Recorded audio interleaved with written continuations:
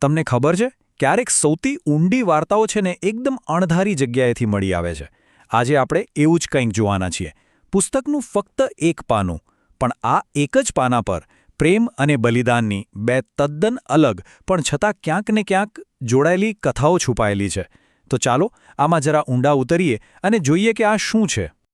આ જુઓ, આ પાના પર જે રસ્તો દેખાય છે ને, એ આપણને બે જુદી જુદી સફર પર લઈ જવાનો છે. એક સફર છે શાંતિ અને સૌંદર્યથી ભરપૂર, અને બીજી એ છે હિંમત અને બલિદાનની. તો સમજી લો કે આ દૃશ્યથી જ આપણી આખી યાત્રાની શરૂઆત થાય છે. તો આપણી પહેલી વાર્તા ક્યાં છે? એ છે પાનાની બરાબર ટોચ પર, એક કવિતાના રૂપમાં. આ કવિતા શું કરે છે?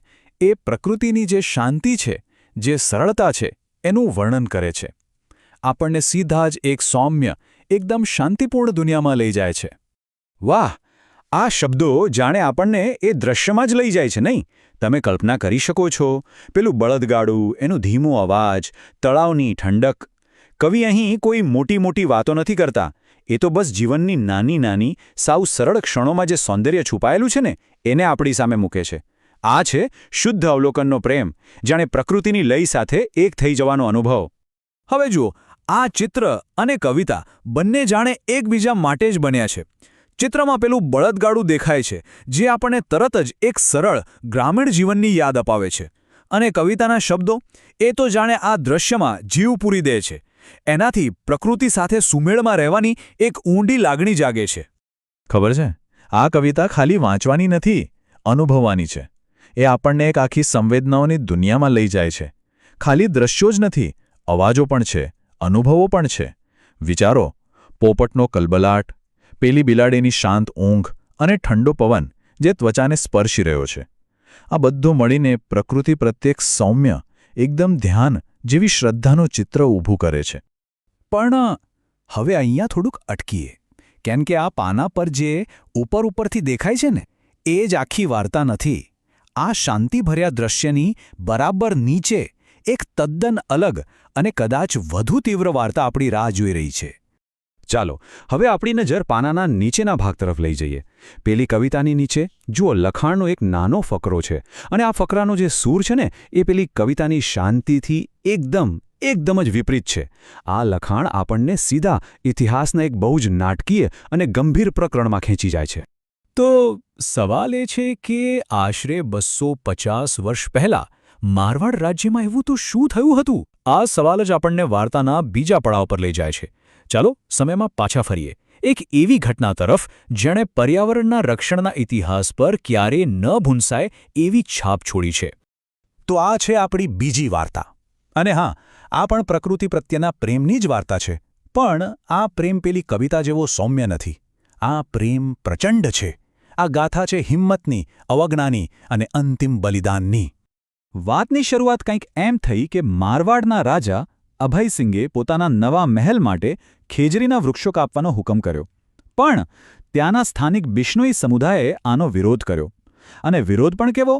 તેમણે કોઈ હથિયાર ન ઉઠાવ્યા. તેમણે નક્કી કર્યું કે તેઓ અહિંસક રીતે જ આ વૃક્ષોને બચાવશે. આ વાર્તાને સમજવા માટે તેના કેન્દ્રમાં જે લોકો છે એમને સમજવા બહુ જ જરૂરી છે. બિશ્નોઈ સમુદાય. આ સમુદાય માટે પ્રકૃતિ અને દરેક જીવનું રક્ષણ કરવું એ ખાલી એક સારી વાત નથી. એ એમની શ્રદ્ધાનો, એમના ધર્મનો મૂળભૂત સિદ્ધાંત છે. એમના માટે વૃક્ષો પવિત્ર હતા. આ વિરોધનું નેતૃત્વ કર્યું અમૃતા દેવી નામની એક મહિલાએ. એમણે જે કર્યું એ અકલ્પનીય હતું. એમણે હિંમતભેર એક ખેજરીના ઝાડને બાથ ભરી લીધી અને કહ્યું, સર સાંટે રૂખ રહે તો ભી સસ્તો જાણ. મતલબ કે માથું કપાઈ જાય પણ જો ઝાડ બચી જાય તો એ સોદો સસ્તો છે. એમની પાછળ એમની દીકરીઓ પણ જોડાઈ. અને પછી તો શું, આ જોઈને આખું ગામ, સેંકડો લોકો વૃક્ષોને બચાવવા માટે તેમને વળગી પડ્યા. 363. જરા એક ક્ષણ માટે આ આંકડા પર નજર નાખો. આ ખાલી એક નંબર નથી. આ એ લોકોની સંખ્યા છે જેમણે એ દિવસે જંગલને બચાવવા માટે પોતાના પ્રાણને આહુતિ આપી દીધી. 363 લોકો. એમણે પોતાના સિદ્ધાંતો માટે, પોતાના પવિત્ર વૃક્ષો માટે પોતાનું સર્વસ્વ કુરબાન કરી દીધું. આ ઘટના માનવ ઇતિહાસની સૌથી મોટી પર્યાવરણીય શહીદીઓમાંની એક ગણાય છે. અને નવાઈની વાત એ છે કે આ બધું જ એ જ ખેજરીના વૃક્ષો માટે થયું જે આપણને પેલી ઉપરની કવિતાના ચિત્રમાં દેખાય છે. હવે એ શાંતિપૂર્ણ દૃશ્યનો અર્થ જ બદલાઈ જાય છે ને. હવે એ દૃશ્ય એક ઊંડો અને ગંભીર અર્થ લઈને આવે છે.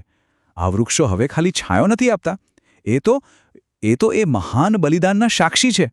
તો ચાલો હવે આ બંને વાર્તાઓને, કવિતાને અને ઇતિહાસને એક સાથે લાવીએ અને જોઈએ કે આ બંને મળીને આપણને શું સંદેશ આપે છે.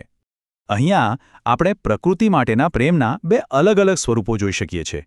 એક તરફ છે કવિતાનો સૌમ્ય પ્રેમ, જે કુદરતની નાની નાની અજાયબીઓની શાંતિથી પ્રશંસા કરે છે, અને બીજી તરફ છે ઇતિહાસનો પ્રચંડ પ્રેમ, જે કુદરતને બચાવવા માટે એક અડગ, સાહસિક બલિદાન આપે છે.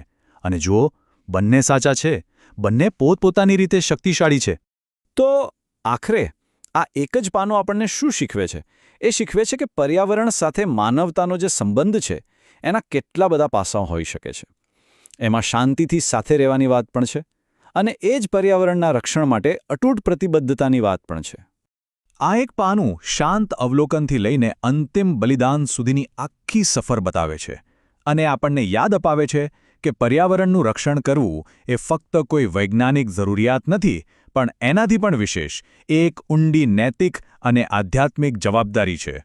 અને અંતે આ વાર્તા આપણને એક સવાલ સાથે છોડી જાય છે. આજના સમયમાં પ્રકૃતિ પ્રત્યેનો આપણો પ્રેમ આપણી પાસે શું માગે છે? ફક્ત શાંત પ્રશંસા, કે પછી કોઈ સાહસિક પગલાંની પણ જરૂર છે? આ સવાલ પર વિચારવા જેવું છે, ખરું ને?